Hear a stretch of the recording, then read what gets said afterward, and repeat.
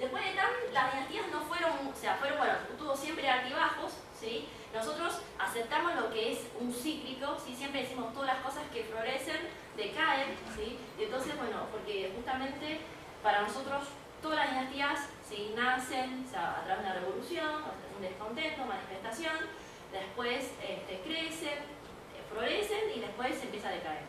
Llegamos a lo que es la guerra de opios y lo que marcó el nacimiento de la China moderna, ¿sí? Eso fue más o menos en los años 1800. Lo que pasó fue que justamente esa época era en Occidente, lo que pasó es la revolución industrial. Entonces necesitaban muchísima materia prima. Entonces empezaron, ¿sí? El camino de seda ya empezaron a importar muchísimas cosas de China. ¿Y qué pasó? Hay un balance comercial importante, porque ahora los ingleses hay que pagar. Todo lo que ellos no compraron lo tienen que pagar. ¿Y qué pasó? No querían pagar, porque en ese momento los chinos solamente aceptan oros macizos y plata macizas. Entonces, claro, no quieren sacar todo eso, ¿sí? Entonces, ¿qué se le ocurre? Se le bueno, algo se le vamos a vender a estos chinos, le vamos a vender algo, y no se le ocurre mejor idea que vender opio occidental. Pero bueno, no funcionó, eran totalmente corruptos y al final terminó siendo una pseudo-monarquía. Entonces, bueno, no fue, digamos, fue nuestro único intento de la democracia, digamos. Pero bueno, supongo que en algún momento vamos a tener otro invento. China, el Partido Comunista y el Partido Comunista empezaron, ¿sí? A, digamos, pelear por quién quedarse con China. Lo que pasó en ese momento fue los japoneses empezaron a, ¿sí?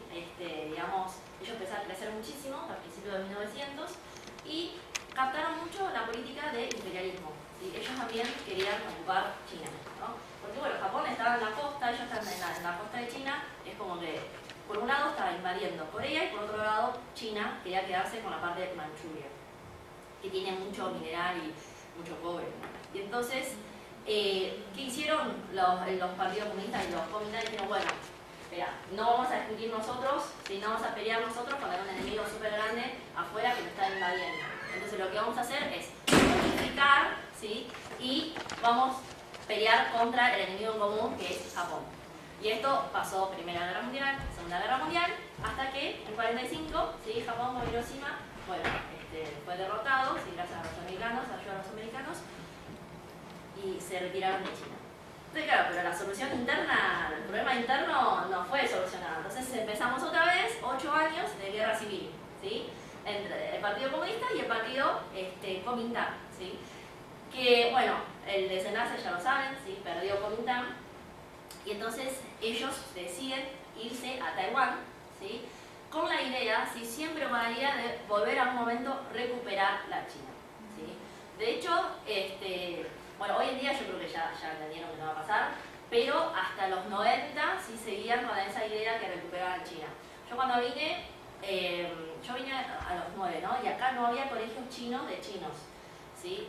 Había solamente colegios taiwaneses. Entonces yo iba a los colegios taiwaneses los sábados para estudiar chino. Que bueno, de los caracteres, ahora también lo voy a explicar, son tradicionales, o sea, no es el simplificado que usan ahora de China hoy en día, pero sigue siendo chino, bueno, entonces yo iba los sábados. Y me acuerdo que en los libros de textos seguía diciendo, ¿no? Bueno, algún día vamos a recuperar la China, o sea, la China mainland, como, bueno, tenían, así que hasta el 93 tenía ese sueño. Después creo que fueron cambiando un poco de texto porque, bueno, no pegaba mucho. Y de otro lado es muy gracioso porque, claro, yo vine al 3er grado, yo hice los primeros 3 grados en China. Y del lado de China decía Taiwán, nuestro hermoso provincia, que qué sé yo. Entonces era como, bueno, súper propaganda político de chino, ¿no?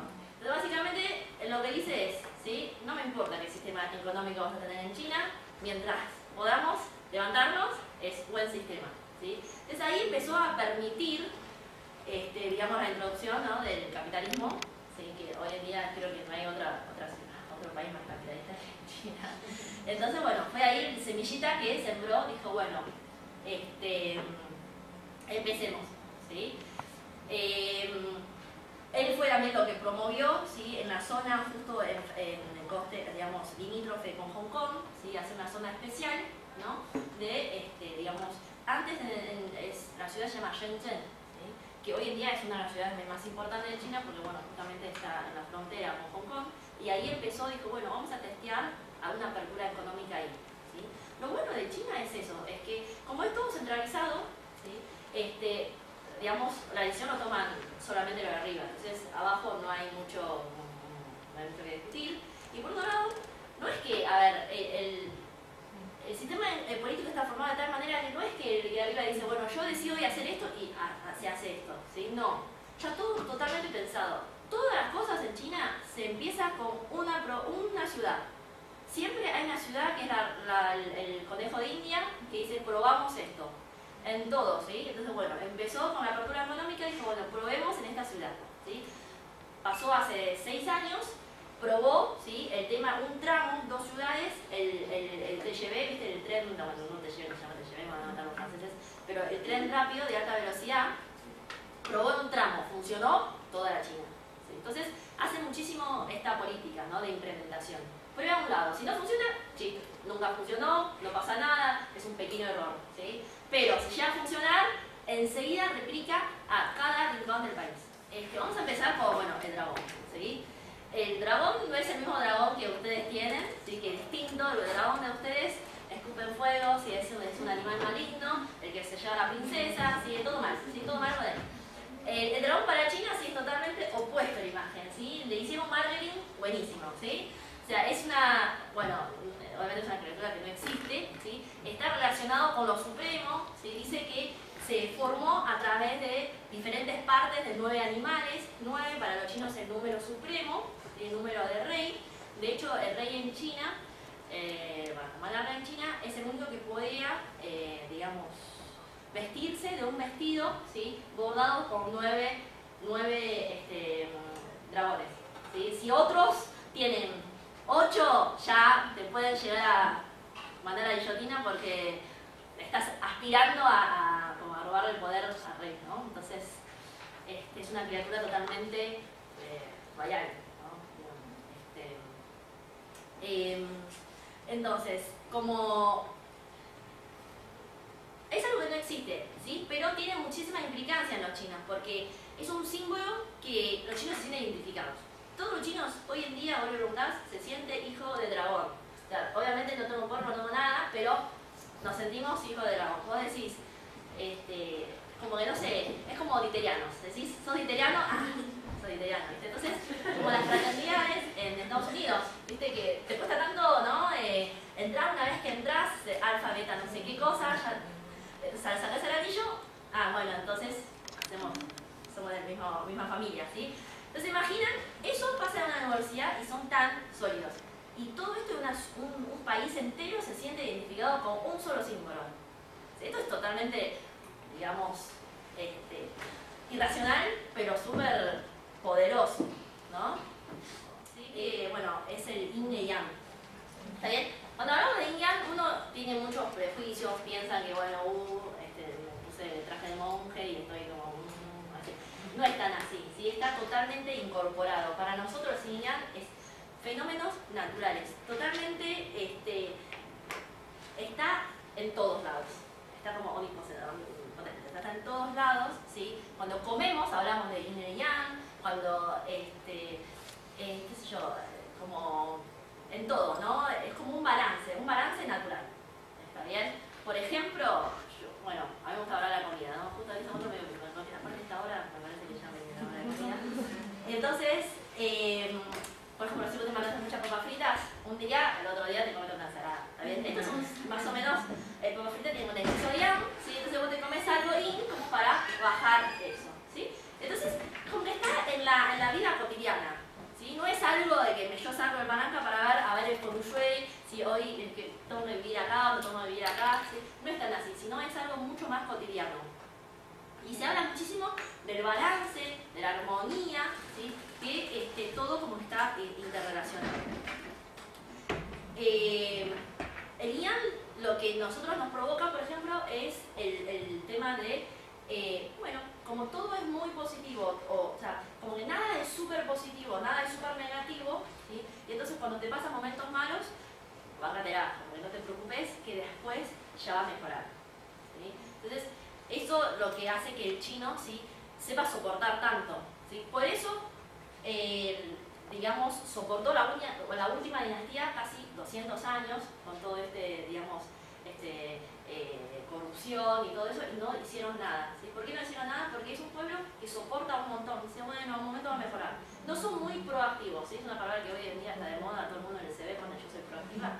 Bueno, los chinos no son proactivos, ¿sí? O sea, justamente por este tema, ¿no? Cuando hay un catástrofe, reacciona.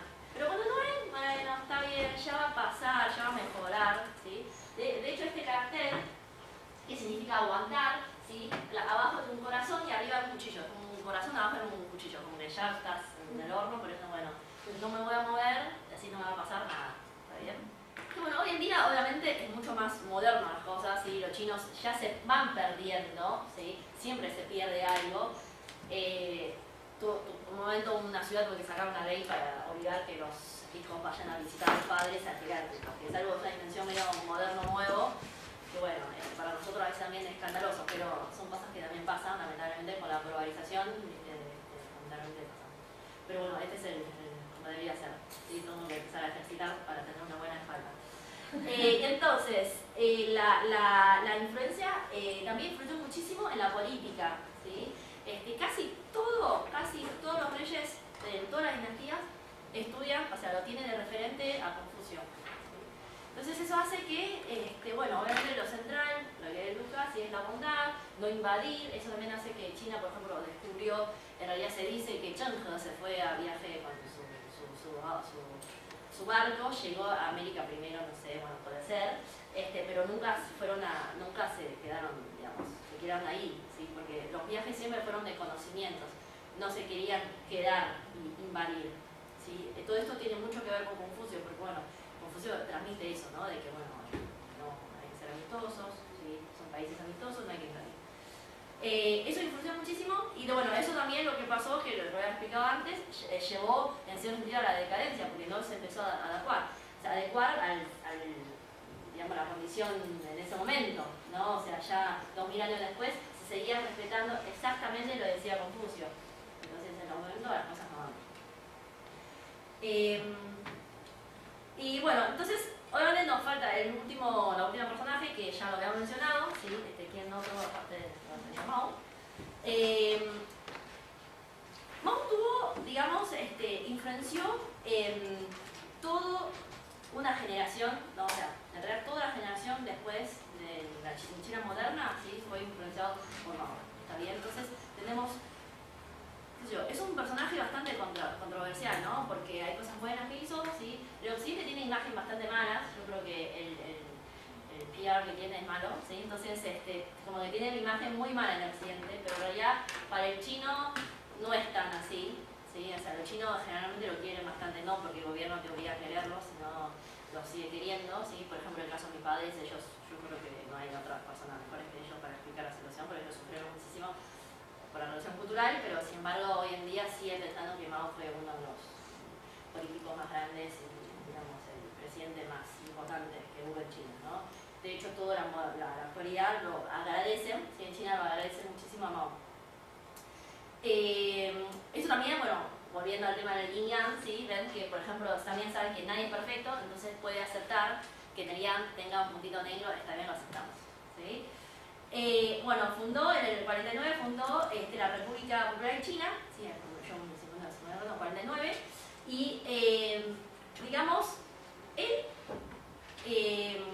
lo que fundó es el comunismo estilo chino, ¿sí? El comunismo de un principio se quería implementar un sistema totalmente, quería copiar exactamente como fuese en Rusia, y durante varios intentos se dieron cuenta que no funcionaba, ¿sí? Entonces de ahí empezó, ¿sí?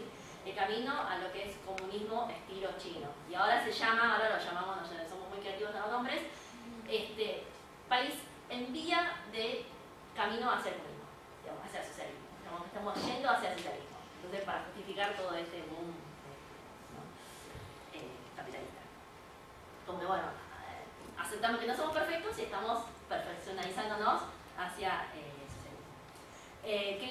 Hizo muchas cosas, ¿no? Muy positivas, ¿sí? Uno es, creó, bueno, un poderoso ejército chino, ¿sí? Porque se dio cuenta que los últimos 200 años China empezó a ceder tierra porque justamente no tenía un poderoso ejército, ¿sí? Entonces era muy importante para defenderse de las invasiones externas. Hoy en día el ejército rojo, bueno, es uno de los ejércitos que más presupuestos tienen, ¿sí? él a través de su Biblia roja, eso lo saben hasta la generación de mis padres, se lo saben de memoria, que te recitan de la primera letra hasta la última, y bueno, y todo el mundo tenía que estudiar los dichos de él, ¿sí? Como que tenían que seguir su modelo. De pronto cortaron completamente con Confucio, o sea, todo el fanatismo de Confucio cortaron y empezaron a decir, bueno, ahora tenemos que seguir todo lo que dijo Mao.